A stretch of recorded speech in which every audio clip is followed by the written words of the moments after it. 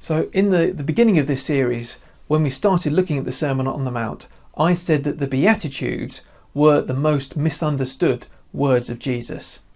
Well, I think that the passage that we're looking at today actually will give that a run for its money. I think it's very often misquoted and misunderstood.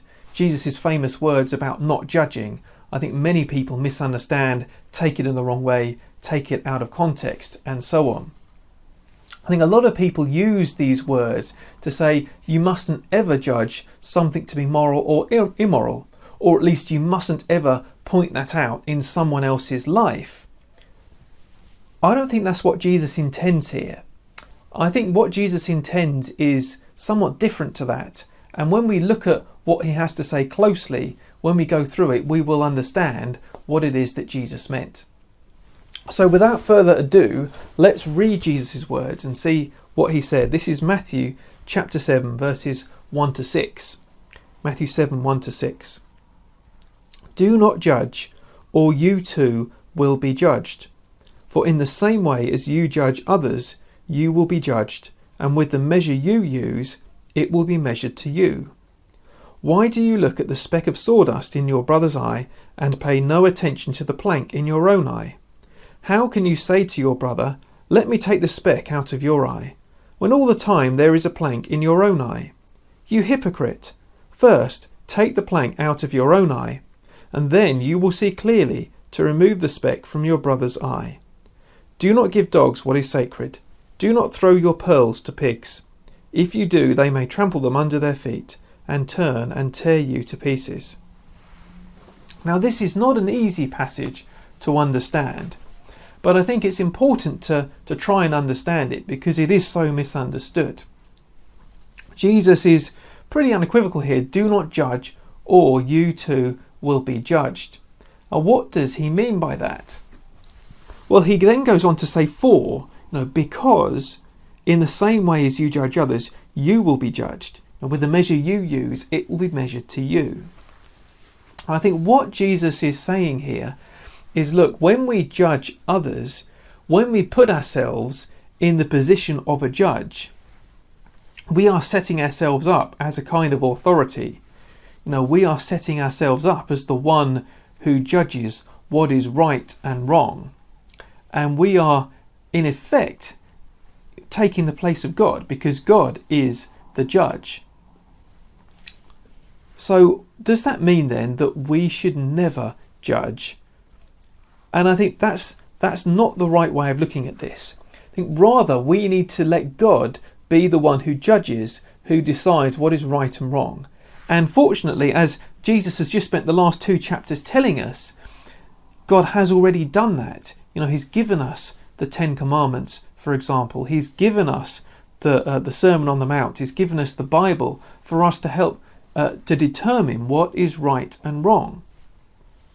So, for example, if you saw someone committing murder or committing adultery, 2 things which Jesus just mentioned in chapter 5 in the Sermon on the Mount, then what Jesus, I think, would say is, look, I don't mean don't judge. Don't say to them, oh, you're doing the wrong thing by committing murder or committing adultery. Rather, I think what he's arguing against here is the hypocrisy of applying a different standard to other people than we apply to ourselves. Okay? So what we like to do, and I know that I find this myself, I'm sure most of us do, if not all of us, we tend to let ourselves off the hook. Now, when we do something wrong, then we make excuses for it. We're understanding with ourselves. We look at our motives. We look at the pressure we're under. We kind of say, oh, I didn't really mean... We look at it in the most lenient kind of light possible. But when someone else does the same thing, we're inclined to be a lot more harsh, not to kind of look at any extenuating circumstances, and not to be kind or be lenient with them, but to be more harsh with other people. And I think this is the kind of judging which Jesus is warning against, because of what he then goes on to say about looking at the speck in our brother's eye and not looking at the plank in our own eye. He says, don't be hypocrites. Don't look at the speck in someone else's eye when you've got a plank in your own. Don't look at the tiny thing that someone else is doing when there are massive issues in your own life. That it's very easy to be nitpicky about someone else's life, but overlook huge flaws in our own. And Jesus says, don't be like that. He says, first, deal with the plank in your own eye, then you will see clearly to take the speck. He says, first, look, deal with the issues in your own life first, then you'll be able to have the integrity to look at someone else and to take the speck out of their eye, so to speak, to deal with those kind of things. And really what I think Jesus is saying here is we need to be very careful when we are dealing with other people's lives, not to be hypocrites, which is very easy to do as human beings. We love to look at other people and compare ourselves with them and think how much better we are. But actually, the message of the gospel is that we're all on the same level playing field, so to speak. That we are all under the judgment of God. That all of us are actually sinners before God. We've all done things which we shouldn't have done. We've all not done things that we should done and thought things and so on. None of us love God. None of us love our neighbour in the way that we should. So all of us really deserve to be judged by God. And when we judge others, when we pronounce sentence in particular upon others, when we think, oh, well, that person is clearly not doing right and therefore I'm going to cut them off, then we're not doing right. We're not treating people as God has treated us, those who know that we've done wrong but have received the grace and forgiveness and mercy of God.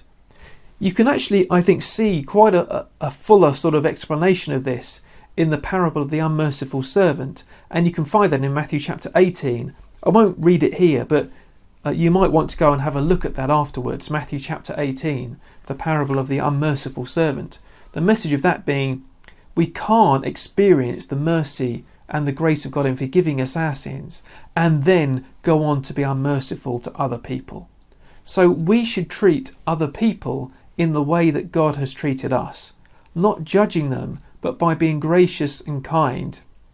It doesn't mean not ever judging between what is right and what is wrong, and it doesn't mean not ever telling someone that what they're doing is wrong, but rather we should always keep in mind how God has treated us and use that in a sense to control how we speak to other people. If you look in other books in the New Testament, for example in 1 Corinthians, Paul, the Apostle Paul, he is writing to the church in Corinth and he gives an example of sexual immorality and was saying, it's reported among you that a man is sleeping with his, with his father's wife or something like that. And he's saying, look, expel the immoral brother from within you. Don't even eat with them.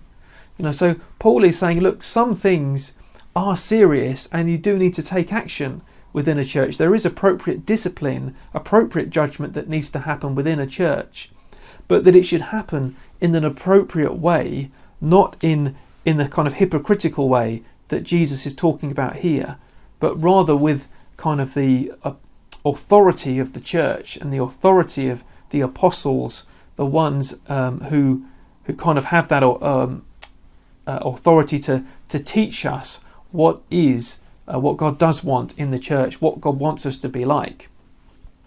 So that's the difference, I think, between judging and between discerning what's right and wrong. One is hypocritical and the other is just simply saying what is right and wrong and taking appropriate action with appropriate authority, rather than just got a kind of personal judging of others. Now, what do we make of this rather puzzling verse 6 about giving to dogs what is sacred, not throwing our pearls to pigs, otherwise they may trample them underfoot? It's become sort of a cliche, something which is passed into British culture, a saying, about not tossing what is valuable, the things that we value, to pigs or to dogs or whatever. I think what Jesus means, given the context, and I appreciate that I could be wrong about this, and certainly I've heard different explanations. Some people say this means don't keep on trying to persuade someone of the truth of the gospel if they've clearly rejected it. And I know I've heard at least one sermon on this which said this is talking about people within the church, not to sort of false teachers perhaps, or people who just reject it. I think what Jesus means here, I think it's related to what he said about judging. And I think what Jesus means is when actually we do judging in the right way, when we do kind of lovingly tell people and admonish them, and that's something we are supposed to do, by the way, in love, to speak the truth in love to one another. When we do perhaps speak about what is right and wrong in others' lives, then some people will hear that message and some people will understand it for what it is and will understand that it comes from love and will repent. Other people are set in their ways and other people have no interest in hearing it and are just brazenly wanting to continue in the way that they have begun. I have seen both of these examples, sadly, in church and just generally. Some people will listen and some people won't when you try to correct. And I think that what Jesus is saying here is that there will be people who do not want to be corrected, and you need to take appropriate action in those circumstances. But there will be people who have no interest in hearing, no interest in that. And so I think Jesus is saying, look, don't then, elsewhere he says, if you go to a town, when he sends out the disciples, when you go to a town and they don't accept you, just leave, shake the dust from your feet after you. And I think there is precedent for saying that when people do not accept what you have to say, when people do not accept correction and so on, then don't just kind of keep on pushing on, but rather sometimes it's appropriate to say, right, well, that's it. That I'm not going to carry on this futile path anymore while you are still not wanting to listen. This doesn't mean don't be friends, doesn't mean don't ever say anything about God or Jesus or anything anymore. But there comes a point where we do have to change, we do have to kind of draw the line. I think this is why Jesus includes it as part of just after judging others, because he's saying sometimes actually judging others, as it were, when we try to correct people, sometimes people will not want to listen.